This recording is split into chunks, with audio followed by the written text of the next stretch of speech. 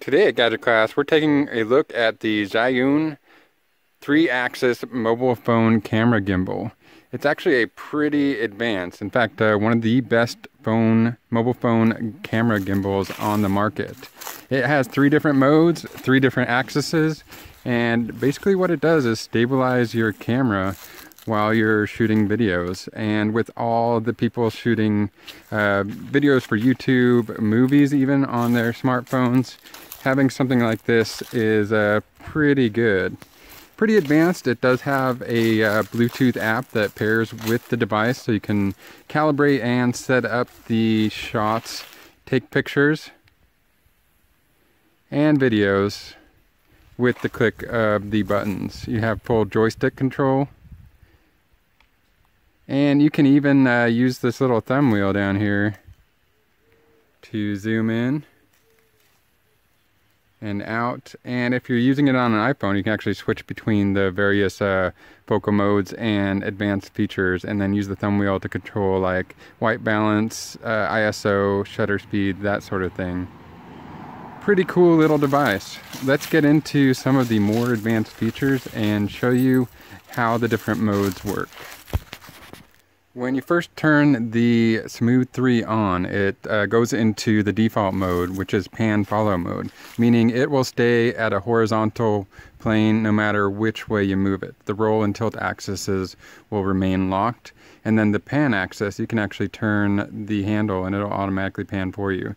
This makes it really easy to do things like follow something using the handle, and it kind of gives you the most control over following something, because you can make micro adjustments on the mode with your handle here.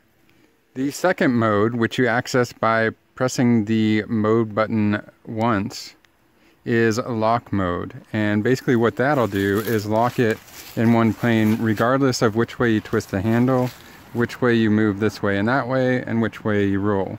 So it's going to stay fixed forward or wherever you put it. You can then use the joystick to move back and forth and up and down. The third mode, which you access by double pressing the mode button, is the kind of follow mode, and it will kind of just smooth out your motions and follow you in a smooth sort of way. You can control the tilt by using the joystick like that. Unfortunately, you cannot move it up and down. I would like that feature, but it's designed to kind of follow what you're doing and steady things. I'm going to show you 180-degree flip mode. You just press the mode button 3 times and it flips around and you're suddenly staring right at the camera. So if you wanted to take a quick selfie while you're shooting a video, that is a good option right there. Okay, I'm going to show you object tracking mode, and this is really hard because I'm holding the phone with one finger or one hand, and I gotta attempt to do this. But this little circle down here in the lower corner, I'm just going to press that. Goes into object tracking mode, and then you draw a square around your object, and then it will actually track that object on the screen.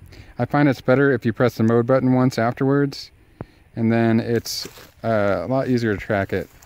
So it's actually following that orchid down there.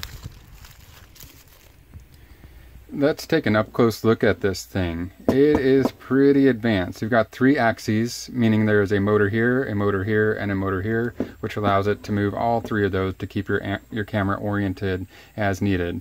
The jaws will accommodate a phone up to the size of a LG V10. Your iPhone 6s Plus and your iPhone 7 Plus and 7s Plus will fit, just barely. Anything bigger than that, it will probably still work, but you're going to end up binding when it hits that side over there. So you're going to end up limited. So I would recommend sticking with something under the size of an LG V10. On the bottom here, you do have a 1/4-inch standard camera mount for mounting to a tripod or any kind of standard camera mount. On the side here, you have your charging port. You also have a phone charging port up underneath here. There it is. They do not include a micro USB to micro USB cable. You will need to get a cable that goes from micro USB to either your lightning cable or your micro USB on your phone. But that is a good option. You can actually charge your phone using the included 2650 battery, which is actually in the handle here.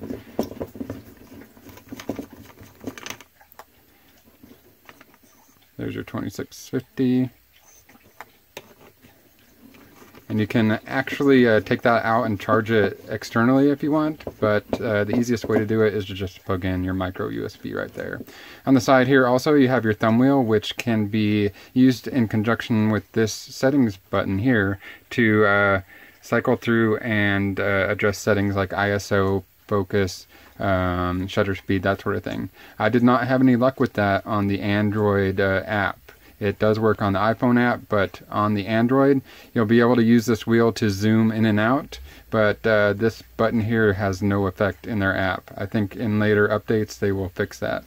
Here's your joystick. It goes in 4 directions, 4 up and down, left and right, and tilt, that sort of thing. Your mode button, which selects your one of 3 different modes, and if you hold it down, it puts it in standby.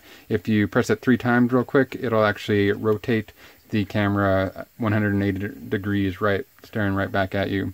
And here is your camera shutter button and power button.